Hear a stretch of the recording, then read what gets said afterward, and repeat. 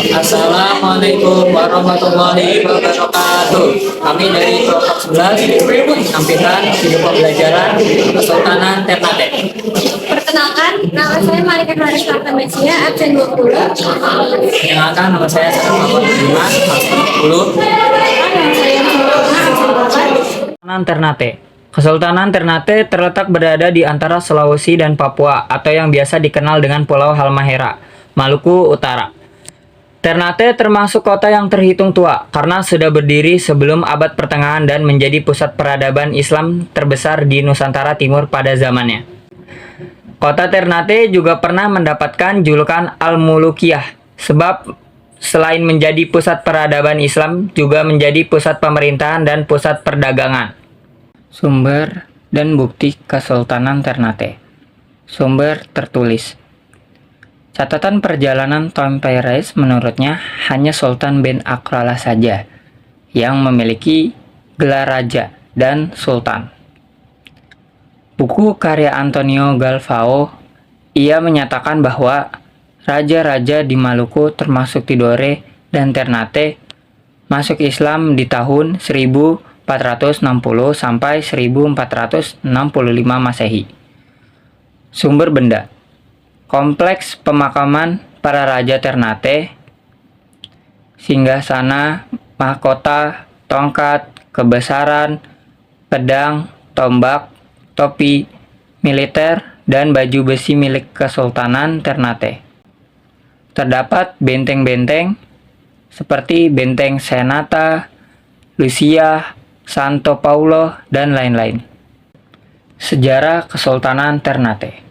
Ternate atau yang sebelumnya bernama Kerajaan Gapi merupakan salah satu kerajaan tertua di Maluku Utara. Kerajaan Ternate bermula dari keberadaan 4 kampung yang masing-masing dikepalai oleh seorang kepala marga atau disebut momole.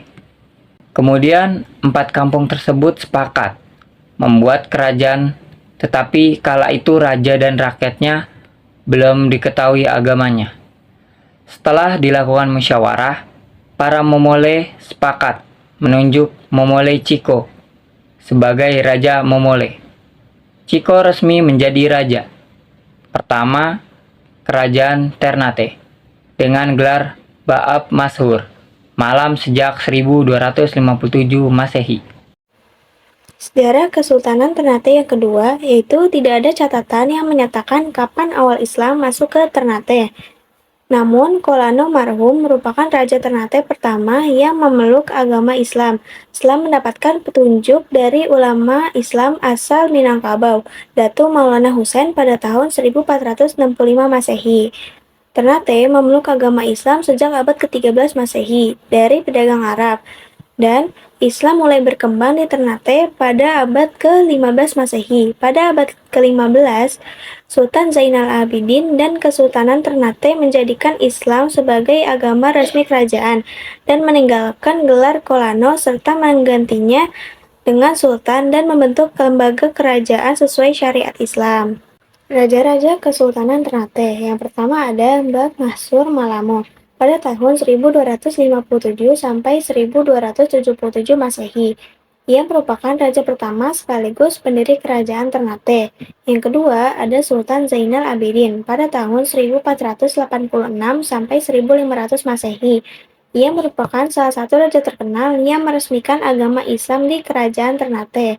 Yang ketiga ada Sultan Babullah pada tahun 1570 sampai 1583. Ia merupakan raja terbesar dan terkenal. Sultan Babullah dijuluki dengan penguasa 72 pulau.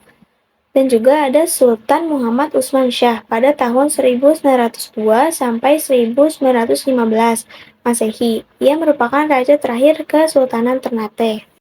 Peristiwa penting Kesultanan Ternate. Yang pertama ada Portugis diizinkan mendirikan benteng di Ternate dengan alasan untuk melindungi Ternate. Yang kedua ada di masa pemerintahan Sultan Hairun berhasil mengusir Spanyol dari tanah Maluku. Yang ketiga ada di masa pemerintahan Sultan Babungol berhasil merebut benteng Portugis di Ternate, bahkan mengusirnya dari tanah Maluku.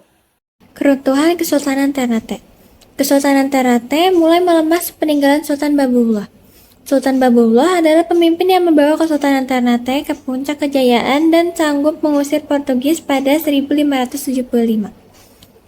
Awal mula relasi Kesultanan Ternate dengan Belanda terjadi pada 1603.